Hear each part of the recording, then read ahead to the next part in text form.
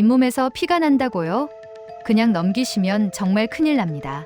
제가 30년간 잇몸 염증을 연구하면서 가장 충격적이었던 사실 하나 말씀드릴게요. 잇몸병 환자 10명 중 8명이 자신은 양치를 열심히 한다고 말했어요. 그런데 검사해보니 잇몸 속 깊은 곳에 세균이 가득했습니다. 이게 무슨 뜻일까요? 양치만으로는 절대 해결되지 않는다는 거예요. 더 무서운 건 이 세균들이 잇몸만 망가뜨리는 게 아니라는 겁니다. 혈관을 타고 신장까지 가서 심근경색을 일으키고 뇌로 가서 치매 위험을 2배나 높인다는 연구 결과가 있어요. 단순히 이가 빠지는 문제가 아니에요. 생명이 걸린 문제입니다. 그런데 여기 반전이 있습니다. 제가 30년간 잇몸 염증과 세균의 상관관계를 연구해온 박사 이서연인데요. 약국에서 3,000원이면 살 수 있는 것 하나로 이 모든 걸 막을 수 있다는 사실을 발견했어요. 지금부터 그 방법을 정확하게 알려드릴 테니 끝까지 집중해서 들어주세요. 여러분의 잇몸을 살릴 마지막 기회가 될 수도 있습니다. 준비되셨나요? 며칠 전 69세 김영자님이 저를 찾아오셨어요. 양치도 꼼꼼히 하고 치실도 가끔 쓰시는데 잇몸에서 계속 피가 난다며 걱정이 크셨죠. 검사해보니 잇몸과 치아 사이 깊은 곳에 세균막이 쌓여 있었어요. 양치만으로는 닿지 않는 그 틈에서 세균이 번식하고 있었던 겁니다.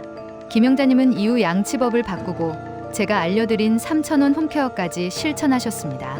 한 달이 지나자 피가 멈추고 시큰하던 잇몸이 단단해졌어요. 이렇게 작은 변화만으로도 잇몸이 달라질 수 있다는 걸 직접 경험하신 거죠. 오늘 이 영상에서 말씀드릴 내용은 여러분의 잇몸 관리 방식을 완전히 바꿀 수 있는 중요한 지혜입니다. 이 이야기를 끝까지 듣고 실천하셔야만 진정한 변화를 경험할 수 있습니다. 뒤에 나올 단 하나의 습관을 모르시면 지금까지의 노력이 의미 없어질 수 있어요.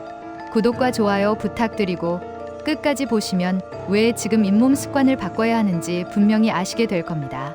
그렇다면 실제로 우리가 어떤 잘못된 습관 때문에 잇몸이 계속 나빠지는 건지 하나씩 살펴보겠습니다.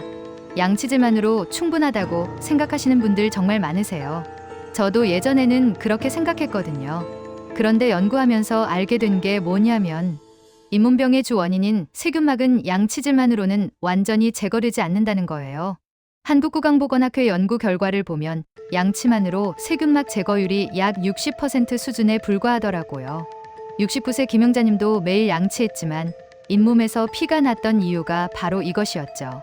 그래서 제가 권해드리는 건 치아와 잇몸, 경계 부분은 45도로 기울여 진동을 주듯 닦는 진동양치법을 사용하시라는 겁니다. 여기서 주의하실 점은 힘을 주어 문지르면 오히려 잇몸이 손상될 수 있다는 거예요. 여러분은 양치할 때 잇몸까지 제대로 닦고 계신가요? 피가 나면 양치를 멈추는 습관도 정말 위험합니다. 많은 분들이 피가 나니까 아예 양치를 거르시더라고요. 그런데 피가 난다는 건 잇몸에 염증이 있다는 신호지 양치를 멈춰야 한다는 뜻이 절대 아니에요. 대한치주학회 보고에 따르면 피가 나는 단계인 치은염은 관리만 잘해도 회복이 가능하다고 합니다. 72세 박선우님이 딱 그런 경우였어요. 피가 난다고 며칠 양치를 거르다 치은염이 치주염으로 진행된 거예요. 자극이 적은 부드러운 칫솔로 45도 진동법을 꾸준히 이어가시는 게 중요합니다. 피가 나도 부드럽게 하지만 매일 관리해야 한다는 거 꼭 기억하세요. 피가 날 때 여러분은 양치를 어떻게 하시나요? 입냄새를 가볍게 넘기시는 분들도 계신데요. 이게 사실 큰 문제예요. 구취는 단순히 음식 냄새가 아니라 잇몸 속 세균이 내뿜는 가스거든요. 일본 구강생태학회 연구를 보면 치주염 환자의 80% 이상이 구취를 동반했다고 해요. 65세 조은정님은 입냄새 때문에 사람 만나는 게 정말 두려워졌다고 하셨어요. 하루 한 번은 꼭 치간 칫솔이나 치실로 치아 사이를 닦아서 세균막을 없애셔야 합니다. 여기서 주의하실 건 향강한 가글은 일시적인 냄새만 가릴 뿐이고 원인은 그대로 남아있다는 거예요. 혹시 요즘 입냄새로 불편함 느끼신 적 있으신가요? 단 음료 마신 후에 양치를 미루는 습관도 정말 안 좋아요. 당분은 세균한테는 최고의 먹이거든요. 세균이 당분을 먹고 번식하면서 염증을 악화시키는 겁니다. 국립보건연구원에 따르면 단 음료 섭취 후 30분 이내에 양치를 해야 세균 번식을 줄일 수 있다고 해요. 74세 최민수님은 커피 후 양치를 미루다가 잇몸이 붓고 피가 났어요. 커피나 음료 후에는 반드시 물로 헹구시고 30분 정도 지난 뒤에 부드럽게 양치하시는 게 좋습니다. 음료 마시고 바로 양치하면 산성 환경 때문에 치아가 손상될 수 있으니까 꼭 시간을 좀 두세요. 커피 마신 후 여러분은 언제 양치하시나요? 케일링을 미루시는 분들도 많으신데 이게 정말 위험해요. 케일링은 세균의 집인 치석을 없애는 기본 관리거든요. 건강보험심사평가원 발표를 보면 정기 스케일링으로 치주염 위험이 60%나 감소한다고 해요. 70세 오지은님은 2년 동안 스케일링을 미루다가 치아 흔들림이 심해지셨어요. 6개월에서 1년에 한 번은 꼭 스케일링 받으셔야 합니다. 스케일링 받고 나서는 부드러운 칫솔을 사용하시는 게 좋고요. 마지막으로 스케일링 받은 게 언제이신가요? 클로렉시딘이라는 약 혹시 쓰고 계신가요? 이게 강력한 소독제이긴 한데 매일 사용하시면 혀 착색이나 미각 저하 같은 부작용이 생길 수 있어요. 영국 치주연구의 보고에 따르면 장기간 사용하면 구강 내 정상 세균까지 제거된다고 합니다. 66세 홍미경님은 매일 사용하다가 혀가 검게 변해서 정말 놀라셨어요. 잇몸에서 피가 날 때만 1주에서 2주 정도 또는 치간 칫솔에 소량 묻혀서 국소적으로만 사용하시는 게 좋습니다. 절대 매일 사용하지 마세요. 혹시 이 약을 매일 쓰고 계신 분 계신가요? 이렇게 우리가 무심코 하던 습관들이 잇몸을 계속 나빠지게 만들고 있었던 거예요. 그럼 이제 어떻게 해야 잇몸을 지킬 수 있는지 구체적인 실천법을 알려드리겠습니다.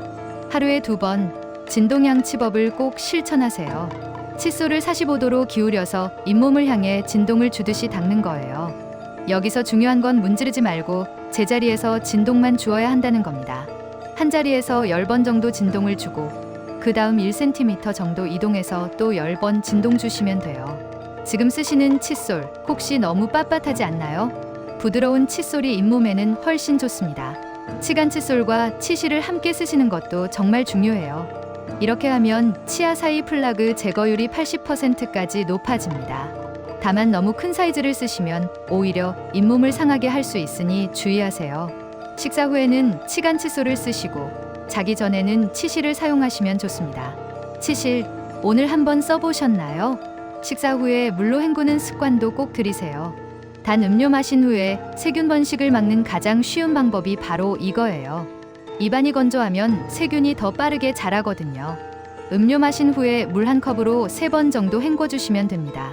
커피 후에 물 한 모금 하고 계신가요? 정기 스케일링 예약도 꼭 하세요. 치석은 세균이 번식하는 고정된 집 같은 거예요. 이걸 미루면 치주염으로 번질 수 있습니다. 생일 달마다 스케일링 예약을 하는 걸 습관으로 만들어 보세요. 올해 안에 스케일링 계획 있으신가요? 클로렉시딘은 단기간만 사용하는 게 좋아요. 3,000원 정도면 약국에서 처방전 없이도 구입할 수 있는데요. 장기간 사용하면 정상 세균까지 파괴할 위험이 있어요. 피가 날 때만 1주에서 2주 정도 국소적으로 사용하시면 됩니다. 이 약을 언제까지 쓰면 좋을까요? 증상이 나아지면 바로 중단하시는 게 맞습니다. 이렇게 5가지만 실천하셔도 잇몸은 충분히 건강해질 수 있어요. 이제 오늘 내용을 정리하면서 꼭 실천해야 할 한 가지를 말씀드리겠습니다. 오늘 이야기 이렇게 정리할 수 있습니다. 잇몸병은 양치 부족이 아니라 세균 관리 실패에서 시작됩니다.